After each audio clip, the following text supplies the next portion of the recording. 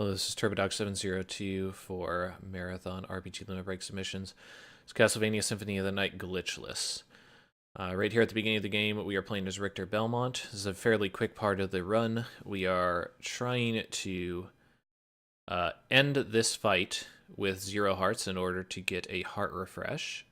We are also trying to quickly finish this fight by using the Hydra Storm and Holy Water to initiate a damage stack like we did there. That kills Dracula's form much faster than originally intended. So pretty quick fight there. By killing him in less than a minute, we have gotten the max stats available for Alucard, which is particularly important for the glitchless any percent of this that I am submitting here. So Glitchless does have some commonalities with the other runs of this, but you are much more limited in certain capacities, and you are much more vulnerable in certain places as well. So at the beginning of the game, as usual, we have our tech of shield dashing here. So by pressing the backdash and shield button, one after the other, you can move substantially faster than originally intended with movement otherwise. Here we're just doing some very basic movement, making our way through the castle and to the death cutscene. Of note, the backdash itself, the normal button press, is faster when you chain it together than running forward normally. And the reason that shield dashing works is shield, when you flick it out, removes the slower back portion of the backdash, and you replace it by starting another backdash. So the death cutscene here, inside of Glitchless, we have to take it, and he takes away all of our super powerful gear. So you are going to get to see some basic backdashing here. And this is just chaining it together. Pretty much one of the few categories you will see this is Glitchless. So you'll notice that even though we pick up a short sword here, we don't equip it. That's because the punch is actually a really strong thing, especially since we have our increased stats from the prologue fight. Punch is very, very quick. It does pretty good damage. And it has the potential to hit twice, since if you hit near kind of like Alucard's elbow, it'll do a double hit. So very strong move. The main thing to be concerned about is basically what's happening there, which is that sometimes you just don't have the range when you have a weapon, and you need to be careful in that respect. Here we get access to our shield again through the leather shield, so we're going to be able to start shield dashing again. We pick up the knife here. We don't really use the knife anymore for the Slogger Gaibon strat, but that is a strategy that could be used against them if you didn't feel comfortable with your spell execution. Here we need to wait for the Spittlebone Abosis because it gave us a pretty bad poison drop pattern. So there we're using the shield in order to stop a big fall animation. Normally when you fall from a large height, Alucard enters a crouching animation for about 1 second, but you can actually jump out of that animation or pull out your shield and walk forward to deny it. So our strategy here for Slogger Gaibon, we are going to use a Tetra Spirit spell to do significant damage and then just kind of throw punches out to finish off the fight. Unfortunately, Gaibon decided to fly away, which is kind of poor luck for us. Normally he would kind of drop down to the ground. Backup for that I had worked out since this run is you could pick up the axe and a couple more hearts and then use axes to power him down and then just pick up a couple more hearts later in the run without much problem. This is our first strength check. So strength is important inside of this run because you're only have access to the punch. Killing those bloody zombies in 2 attacks is your first indication that your strength is at least okay. If you punch them once and kill them, then your strength's good. I believe it's possible to kill these axe armors in a single punch as well if your strength's really good, but I obviously do not have that. We're going to jump down here and jump back up. Nice and easy. Interesting thing, the punch actually has a dive kick like you see here, or jumping kick. That is specific to having no weapons on.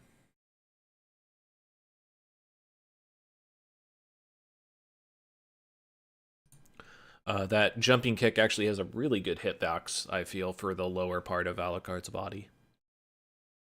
So nice to be exploited there. So enemies do a significant portion more damage when you're doing a glitchless run, so I am trying to minimize the amount of hits I take. We also need to be careful, again, because of our reduced range. While in other categories you have the Alucard sword, which will kill enemies instantly and has this really absurd hitbox, and you have armor to kind of cover any mistakes you make, you do not have those conveniences in glitchless. So we do not have the option to kill the Diplosyphilises here. They just take too long, so jumping over them is the correct option. For the Stone Roses, they would also take too long, so we are actually going to use the invincibility mechanic from using a Summon Spirit spell to get through them. It's actually kind of a tight timing to get through, so it's not surprising if you take a hit here or there. However, you do not want to take too many of those, because the damage that Stone Roses do on contact damage even is quite high with no armor. We're going to be making our way to Doppelganger 10. Earlier on, we picked up the stopwatch. Doppelganger 10 is one of 2 bosses that is completely susceptible to stopwatch. So even though we do not have Alucard sword, we can still kill this boss before it has a chance to even attack us. Most bosses, when you use the stopwatch, are only slowed, or they don't have any effect on them at all.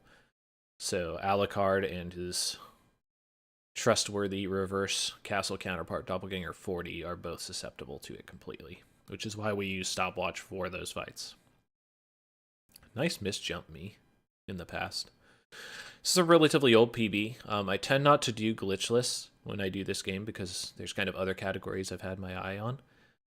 However, I do think glitchless is a pretty strong category for marathons, and in the prospect of RPG Limit Break, I think the 2 best categories to kind of present SotN in a positive light for an RPG community would be Glitchless, which I'm showing here, and ABR SR, which is all bosses, all relics, plus Save Richter, which I have shown in another video. We enter this side door here after opening the elevator so that the elevator spawns at the top. That allows us to not have to wait for it to reach the top. Pick up the Soul of the Wolf. And much like other categories, now that we have Soul of the Wolf, we can access the Colosseum earlier than intended. It is possible to sub-8 the Clock Rush inside of Glitchless. However, as mentioned, I wasn't super in practice for this run, and I don't do it a lot, so this is not going to be a sub-8. But it's still going to be a mid-8, which is still pretty reasonable, I think, for the Glitchless category.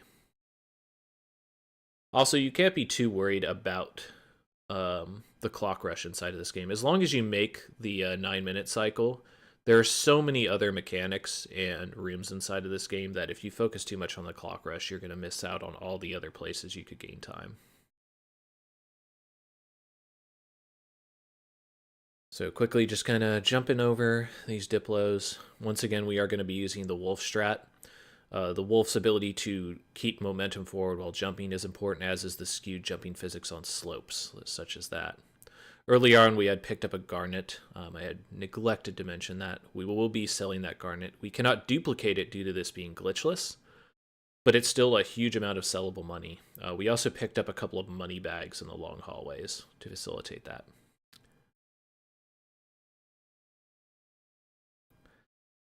So we're going to be making our way into the Colosseum, and this is where the strength really becomes a major issue if you roll bad. Inside of the Colosseum, we are going to be fighting Minotaur and Werewolf as normal. However, if your strength is poor, the Minotaur-Werewolf fight can take significantly longer time and would be significantly more dangerous if things go poorly. They do tons of damage to you. Like, you're not supposed to be near this place for at least another, I think, like 6 areas of the game.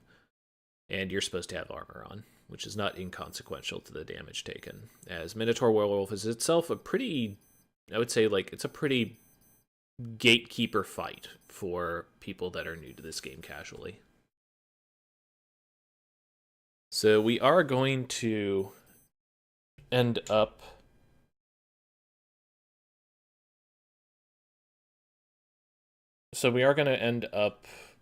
dealing with Minotaur Werewolf in a different way than any percent, although it's going to seem similar.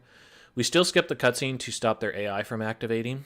However, we go to Minotaur first, and that's because we need to take him down as soon as possible. Our strength is good, so we take him down. We use the invincibility from a Tetra Spirit to allow Werewolf to go through us, and then we kind of just fill in and finish him up with punches. I use a Tetra Spirit there because I just want to get it out of the way and get with the rest of the run. But it is possible to finish him off with punches if you get good positioning and good damage. If your damage is bad, you can not kill Minotaur in that first punching sequence. In that case, the fight becomes much more complicated. You still use your Tetra Spirit in order to get invincibility, but you need to be very careful about how you approach monsters at that point. You're probably using more spells then as well. Here we are using Soul Steal in order to bypass this room. That's the original strat that we had. We also opened up the side door to the Royal Chapel for later. Here I take a couple of extra hits just because of a little bit of bad timing on my part. Normally you want to fall off there and then immediately break that candle and kill the skeleton musket in order to gain access to that money. But things just didn't work out as well. So because we can't duplicate money, we're going to sell the Garnet. We're going to buy Jewel of Open, which we need to progress with the game. We are also going to buy some library cards and Iron Shield. Iron Shield is going to be our shield of choice for using the Shield Rod. That is going to allow us to get our offense out of this run. So we aren't going to go for the Fairy card. Fairy card is used for the glitch for money, which we don't need. So we're going to head straight to Lesser Demon.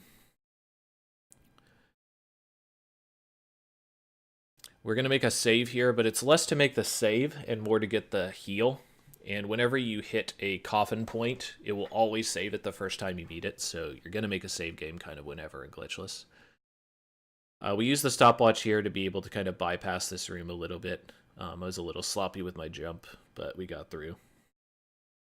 So now you're going to get to see what the Shield Rod spell is with Iron Shield. A couple intricacies with the Iron Shield spell. I had not known this, I think, at the time of the run, but if you summon the swords and then start moving backwards, you can kind of keep the swords on screen longer and hitting Lesser Demon more times. That's applicable for quite a few bosses inside of this. So in future runs, I would definitely implement that inside of this, but I guess I just didn't know that tech for this particular run. Use a library card to get out of here, as the only other way to get out of here would be, like, in a time-efficient manner, would be to glitch through the floor. Again, we are playing Glitchless here. I return back in here, and that's for a very specific reason. We sell off the Onyx and gain access to a Mana Prism. That's going to help us out for certain areas where we want to be able to quickly navigate and get our mana back at a place where perhaps a save point isn't convenient to hit. I also pick up a potion there. I think I had a little extra money. Or no, I pick up a potion for another bug that we're going to be doing later. I could have picked up a potion at another area, and I think if I did this for a marathon route, I would pick up the one inside of Alchemy Lab as well, just for safety's sake. We use the wolf there instead of the wing smashing technique to do the library escape because doing a wing smash chain throughout the library would make us run out of mana. We do not have infinite mana through Mana Prism duplication in order to kind of brute force our way through certain screens.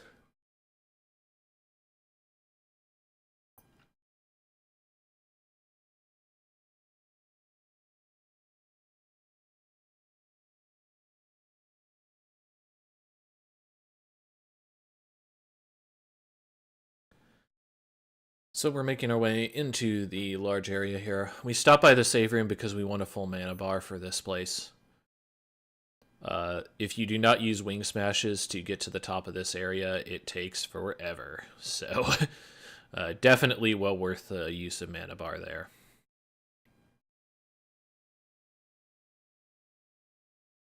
So we're going to be using a more conservative strat for here. Once again, since we don't have the mana to spare, we are just going to fly up to the top here instead of using like complex wing smash chains and damage boosts and such. Also, we would take significantly more damage during the damage boost than we would with the Alucard mail. So I'm running a little low on MP here, so I actually opt to take it easy here because I still need mana to cast the Shield Rod spell on Karasamon. Since I'm out of mana at this point, I just kind of need to finish him up with Shield Rod. Luckily, Shield Rod itself is actually a pretty strong weapon as well. It does pretty good damage, and its hitbox is pretty insane as well. I would say its hitbox is on par with the Alucard swords. Its main disadvantage is that it is a bit slow to swing. So we are going to be making our way over to the Leap Stone for double jump. That's going to give us access to back kick. As mentioned inside of another video, the bat, when you transform into it, loves to maintain horizontal momentum. So when you dive kick and turn into a bat, or backdash and bat after a backdash, it tends to carry over a lot of that horizontal momentum. That's a bat kick through screen transition. Sometimes you'll see me do that. Other times you'll see me do a bat dash into wing smash. It just depends on what I feel comfortable with. For glitchless, it's way, way, way better to do bat kicking because you do not have access to as much mana. So you really want to work on that if you can for this category. Either that or you could backdash through the screen, which is still pretty quick. Once again, refilling our mana bar here. Wing smashing through here is costly, but it's better than the alternative. Once again, we're going to be using our Shield Rod spell here. You kind of want Hippogriff to stay on the ground here. However, if you jump in a certain way, I think you can hit him regardless if he flies or if he stays on the ground. Just, again, slight unfamiliarity with the category at the time of this post. I've since spent a fair amount of time looking into Glitchless for commentary purposes and other marathons.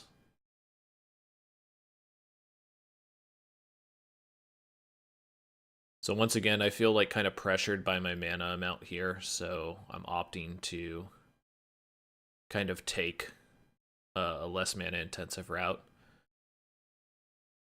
So I believe, I don't recall if I used the mana prism here. I think I did. You normally, I think, would hold on to that until after this event, but I decided to use it here since I was low anyway. We use the potion there in order to gain invincibility so we don't land on the spikes and can open the blue door there as it opens. While the blue door's opening, we're going to buffer a bat input so we don't have to worry about invincibility going out that way. I'm going to take a couple damage boosts there. There's nothing you can really do about that. Spikes do, I believe, 10% of your total HP, no matter what, in damage. But we have clearly enough HP, and we used the potion earlier, so we would have sufficient amounts of HP to take that unless we had a really, really bad spike hallway. So this was a route improvement, I believe, proposed by Dragon Blitz for this category, where by opening up the Colosseum there, we can take this route to get to the other side of the castle for the gravity boots, rather than taking a more circuitous route.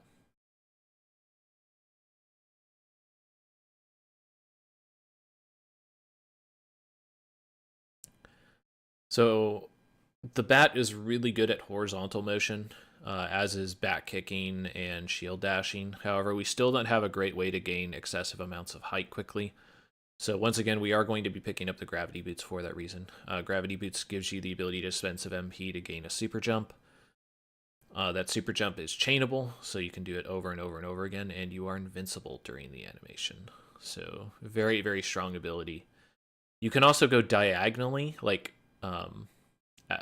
upward diagonally with the gravity boots, not just straight up. And that can be modified by turning into a bat as well to get some very, very interesting angles. So unlike the previous run where we used a clip in order to get into the Holy Glasses Cavern for Maria, or in all bosses where you would use the clip to gain access to the underground caverns, we are going to have to go over to the original blue door switch for opening caverns for Glitchless. So I had picked up a Bible here on accident. So I had to backtrack there to pick up the watch. We still want the watch for kind of the next section of the run. And that was just me, again, being a little bit unfamiliar. I was unfamiliar with how... So normally, like, I slash on the ground at that point. But since the shield rod has kind of a hitbox that extends a little bit above you, I believe it broke the candle with the Bible. Either that or I did a jump attack. But that was just some slight unfamiliarity with what I needed to accomplish in that room. But luckily I recovered and remembered that I needed the stopwatch still. If I didn't pick it up there, I could still get through the route, but I might need to make a detour here or there. Here we're going to be making our way over to Succubus. It's going to give us access to the gold ring. Earlier when we passed by the spike hallway, we got the silver ring. We're going to be picking up... Ooh, maybe not. You're supposed to pick up the moonstone inside of the jar there. Later on, that'll give you a stat boost, which can be beneficial for the second half of the game.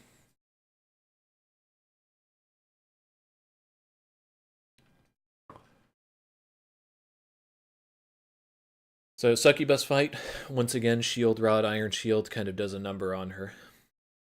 Particularly since she kind of flies at this height in which iron sword or iron shield spell is very, very strong. So pick up the gold ring, and we're going to make our way out of here. Yeah, there we go. I pick up the moonstone here. So, as mentioned, moonstone improves your stats after sunset, it says. This game actually has a clock unrelated to any timer outside of the game, unless you're playing the Saturn version, funny enough. Saturn version actually uses real time, or it's clock time, to determine certain things. We are not going to go further down into the caverns because we do not need to in order to complete the glitchless route. At this point, we have access to the rings, which will give us the glasses, which we can then fight Richter with since we have Bat, and can progress further on in the game. So we're kind of clearing up the last part of the first castle.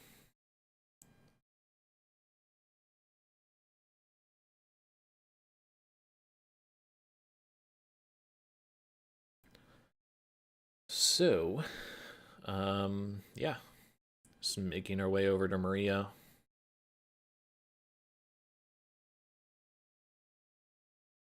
And from Maria, we're going to be using a library card since there's no real great teleporter location from here on out. Want to make sure you put on the rings before entering that room. There are some issues that can occur if you try to equip them inside of the room, so this makes it a little bit easier to deal with stuff.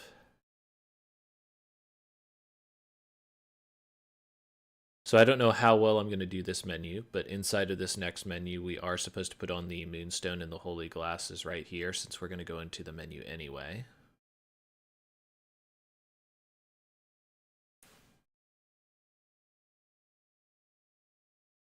Very important to make sure that you put on the holy glasses, by the way, in both of the categories that I mentioned, because if you do not, then you're going to kill Richter. And that's no great. This is no great.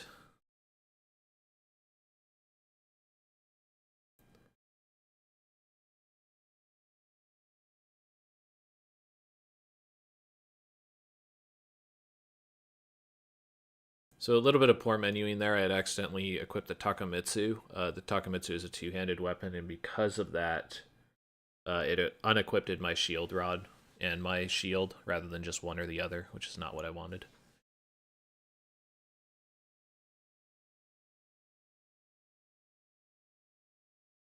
So now that we have a little bit more mana, I feel a little bit more comfortable using Wing Smash to get through this escape.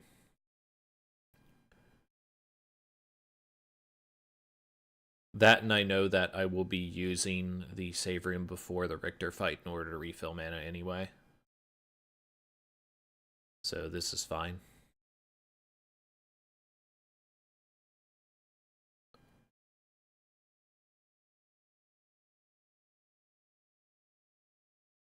So as we start to prepare ourselves for the second castle, the main things to keep in mind is still that we do not have access to armor. And our HP limit is not great at this point. So it is still imperative that we execute rooms well and pay attention to our movement, because if we do not, then we could easily get ourselves killed very quickly. That's why it's also important, I feel like, in this category to understand very basic backup defensive strategies as well. For example, I think one of the best defensive strategies in this game is to jump straight up, or possibly double jump straight up and turn into bat. Because once you get a full jump of height and you're floating in the air, there's very few enemies that can kind of oppose you. So you get a chance to kind of rethink your strategy and figure out how you want to move from there. It's still slow, and you still made the initial mistake, but especially in a category like Glitchless where you can die, sometimes you just need to kind of concede that you have made the mistake and that you are in serious trouble and adjust as such. So I do not think I understood the full strategy for the Darkling Bat fight for Glitchless for this particular run. But there is certain positioning and timing things you can do in order to make sure that your spell cast for the shield rod goes off without a hitch. I believe I did not know them at this time, so yeah, as a result, I'm going to take a hit here and have to kind of chase him a bit, which is unfortunate. Funny thing about Darkling Bat actually has a very small hitbox. It's only the body of the bat. The wings have no hitbox for him whatsoever, which is kind of silly. As you can see, I kind of get mauled here because, like, I understand how to deal with the wing flapping move. I was just trying to rush the fight because it had gone out of control at this point. But there's a timing mechanic you can use by, like, swinging your shield rod and doing some stuff in order to make sure that you get a good shield rod cast on him for the first and second times. Once you do that, you should be kind of in the clear.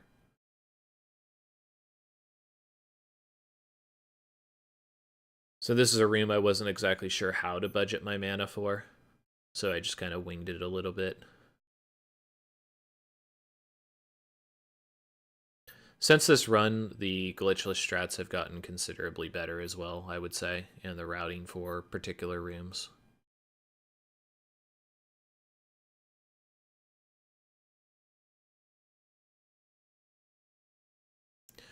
So we're going to go ahead and drop to the bottom here. I'm a little bit low on mana, unfortunately.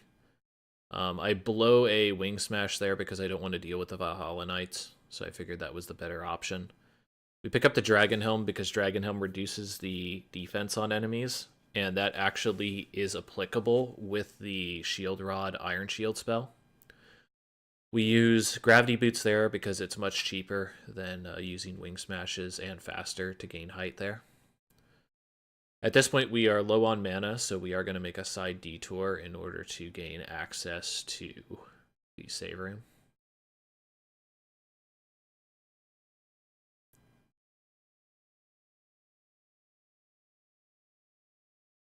And we're going to make our way up to Creature.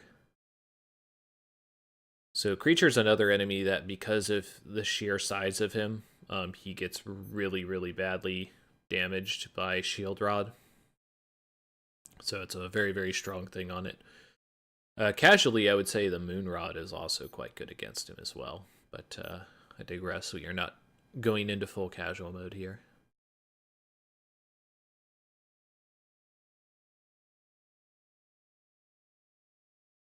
So we do need to be a lot more careful in that room in particular because you actually do not have the mana necessary in order to do what I just did. So I think there's actually a different strategy now for dealing with that room glitchless. Because I ran out of mana as a result of that, I actually take a side trip here to the save room. A pretty suboptimal one as well, as you can see. But in the future, I would use a much more conservative strat that used much less mana in order to deal with it.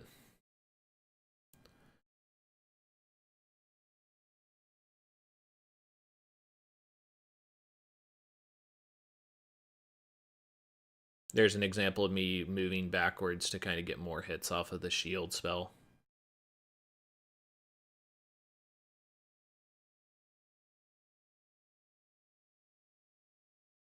I do not remember why I went that way. Oh yeah, I think I went that way because normally I wanted to use the save room in order to restore my mana. But for some reason I had decided against it at this point, I think.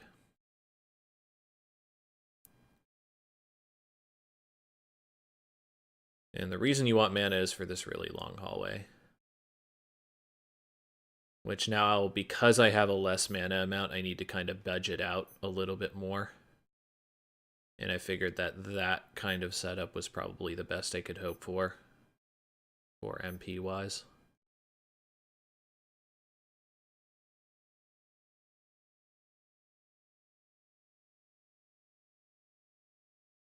That almost went really smoothly. Unfortunately, I went into the lower section there rather than going straight up, but it happens.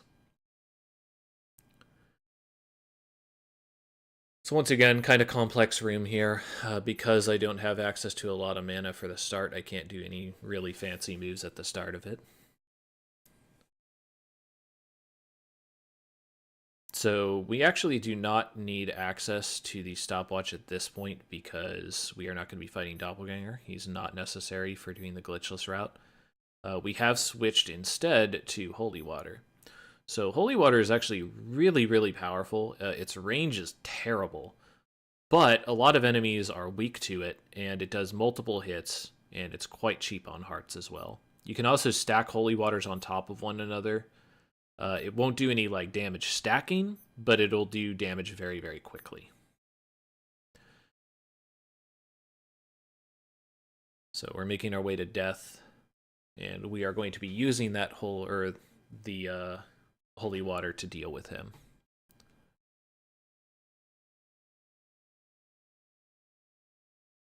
Actually, I hope we are. I'm kind of wondering now if I had actually used the holy water strat for him. This was just a mistake. I originally wanted to go to the top and hit the save room here, but I think I just hesitated, and as a result of that, I dropped the entire sequence, which is unfortunate. Use our heart refresh here to gain access to a bunch of hearts so that we can use the holy water.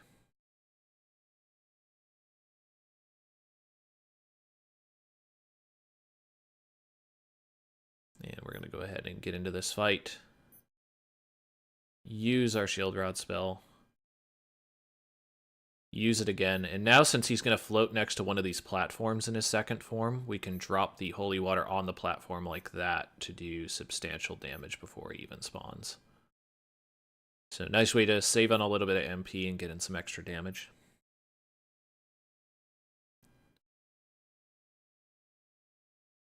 So now we need a beeline for the next possible teleporter, which is going to be up inside of the abandoned mines.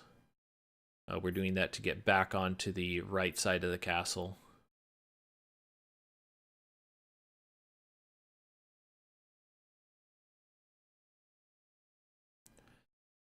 Once we hit the right side of the castle, we need to get rid of Medusa and Achmedon. And then we're basically done with the bosses that we have to kill. The way the second castle works is you don't need to kill every boss inside of SotN. And especially not in the second castle. Second castle, you only need to kill the 5 bosses associated with the Dracula's body part relics. Which is Darkling Bat, Creature, Death, Medusa, and Achmedon.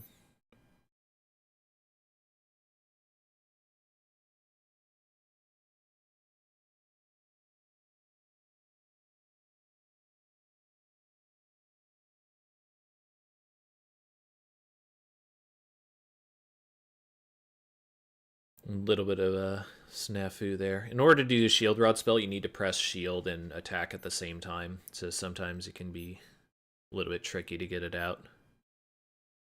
Nice use of holy waters there on Medusa as well to punch in a little bit of extra damage. You're going to really see the power of holy water on Achmedon and Dracula in particular. Achmedon you can kill exclusively with holy water.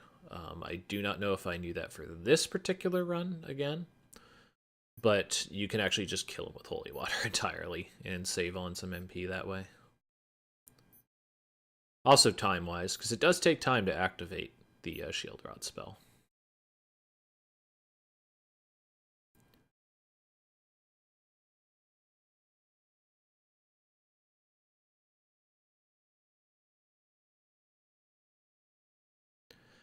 So I'm trying to remember why I went into the menu here, but I think it was... Oh, I did it for that. It was using the mana prism. Which maybe that wasn't the best place to use it, honestly. I probably could have held off on it until I got to Akmadon. But whatever, you know. Was still relatively new to the route at this time.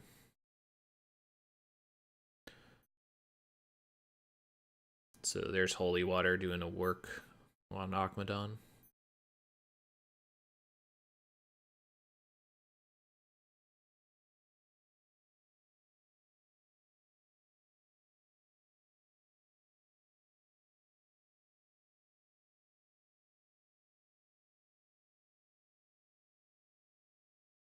And we're going to be making our way over to Dracula at this point. So we can't easily kind of bypass our way to Dracula. Yeah, there's no other really nice way to put it. If we had gone to Colosseum and tried to go through all rocks,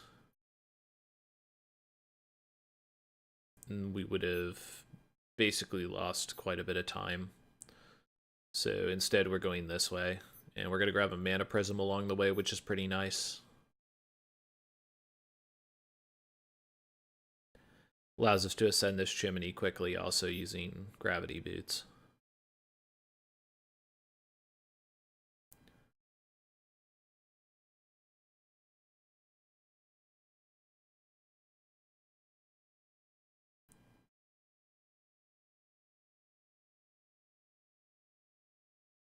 The reason why we can't take the alternate route after Akmadon is just it would take way more mana reserves and not necessarily be quicker.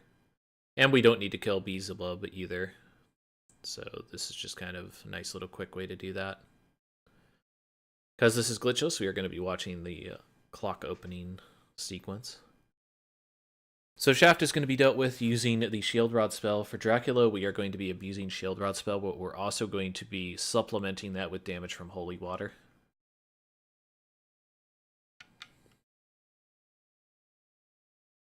Drac is a fairly dangerous fight if he gets out of control.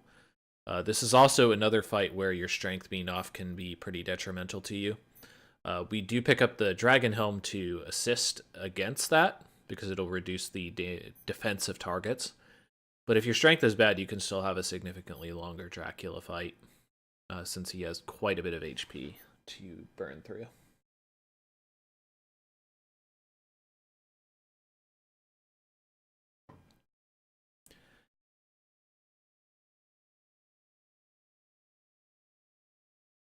So once again, Shaft being fairly large and kind of floating in the middle of the screen makes him a prime candidate for attacks using the Shield Rod Iron Sword spell. Or sorry, Shield Rod and Iron Shield combination.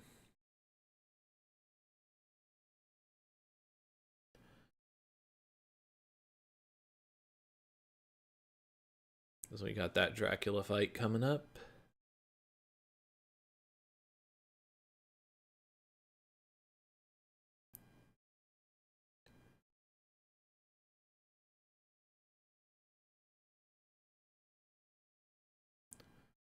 So burn that Shield Rod spell there. I think I decide to use the corner strat here. By staying in the corner here, you actually stay fairly safe from damage when combined with the Shield Rod's invincibility. I opt to go forward here to try and get in some extra damage with the Holy Water, and as you can see, it doesn't do great. So I'm going to cower in the corner a little bit longer here.